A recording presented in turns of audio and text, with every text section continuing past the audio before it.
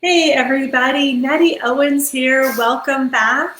I have Kachelle Kelly with me, and I'm so glad to have you here joining us. Let me just introduce you to her because I have a feeling you're going to really want to know what she has to share today.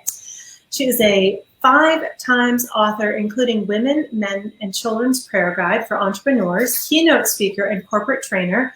She trains on topics such as leadership skills for women, effective communication, dealing with difficult people, and emotional intelligence. All fabulous topics, by the way, like right up my alley. We could probably do 10 shows on those topics. But really what I'm excited about and interested in is her new endeavor, an online course, A New Journey for Non-Blacks Becoming Anti-Racist and Effective Allies in the Black Community. So I'm just going to dig right in there, if that's okay. Yeah, absolutely. What inspired you? Kind of the obvious question. Like, what inspired you to create this online program? Oh, wow. The current climate. So, it's just, what happened? So George Floyd happened, right?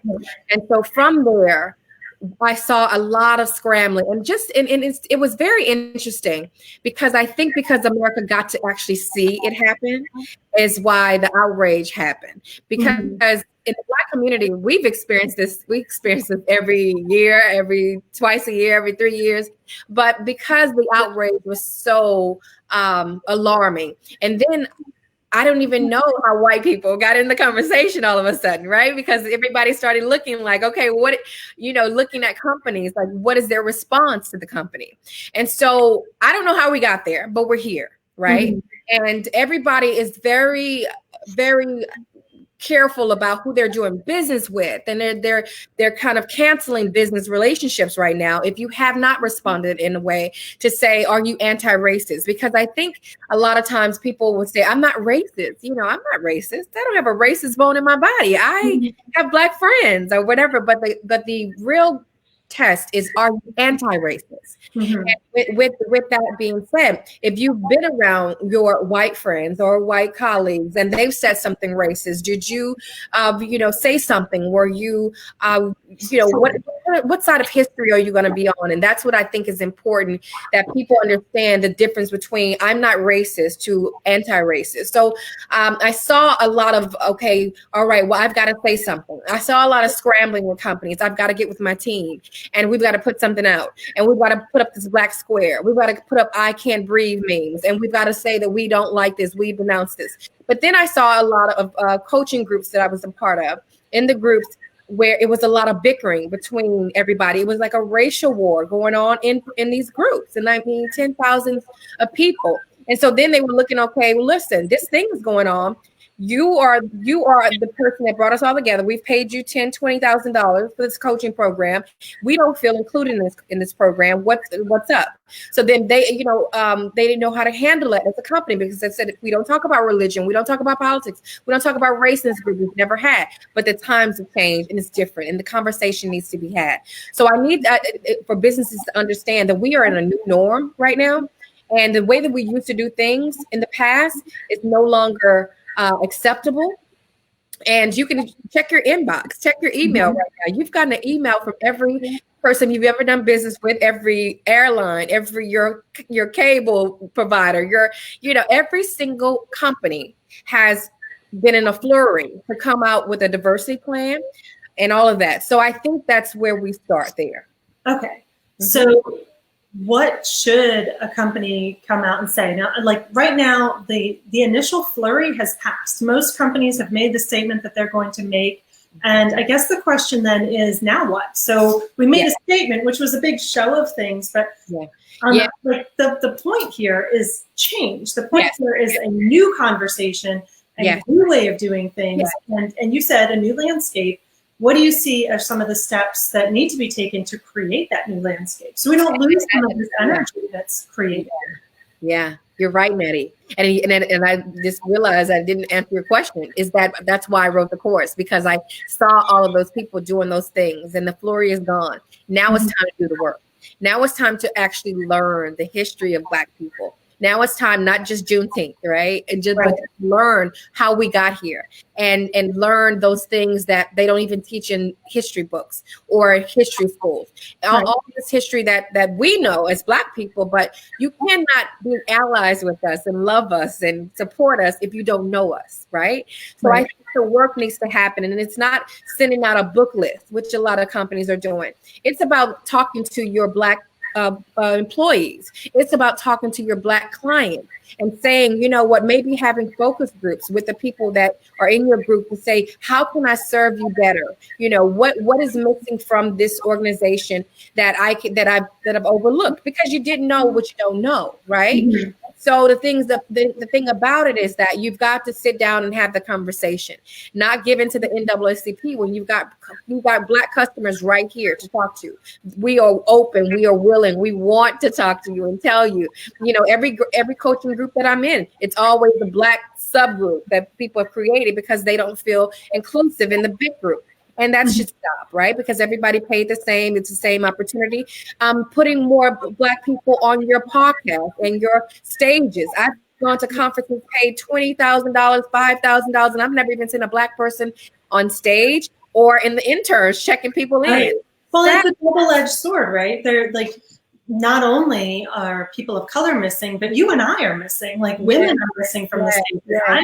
I'm the girl who counts the people.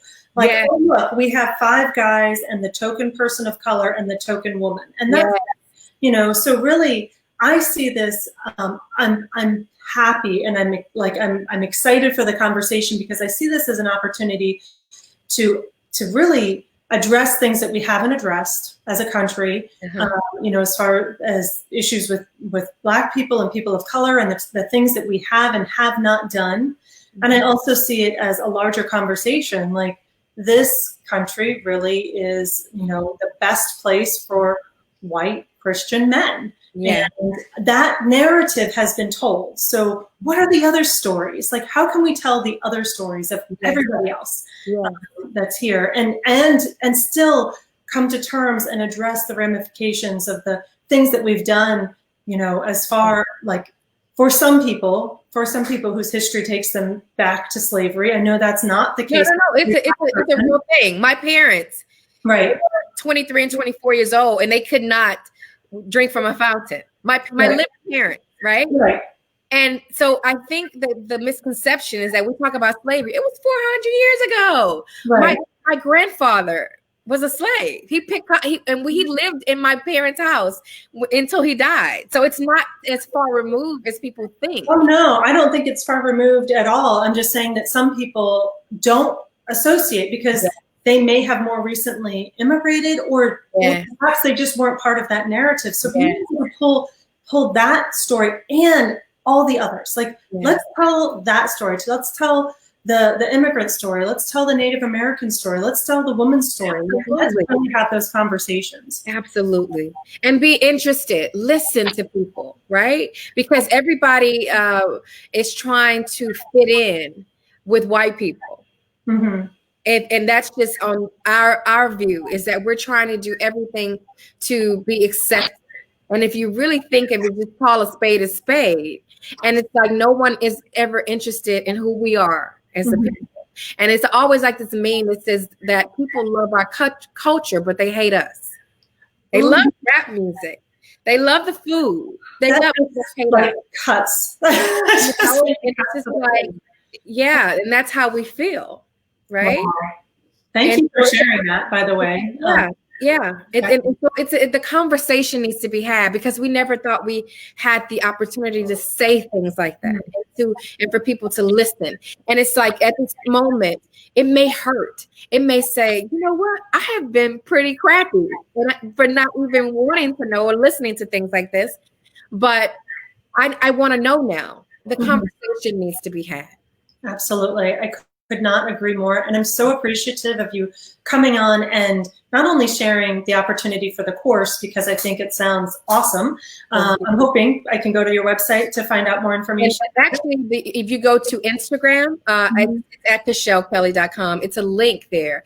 But if you go to my website, you go to the store in the website, you can definitely, the course is in the store. And the course is it's $97, but because of the pandemic, if people are struggling for the $97, it's a name your price option there. So money won't be a deterrent, because this information in this course is too important for it to be deterred by money. So it's there, absolutely, and it's a new journey for non-Blacks, and it's becoming anti-racist and effective allies for the Black community. And it has over 6.5 hours of content. It has downloadable worksheets, homework, a full thing. You need to get it.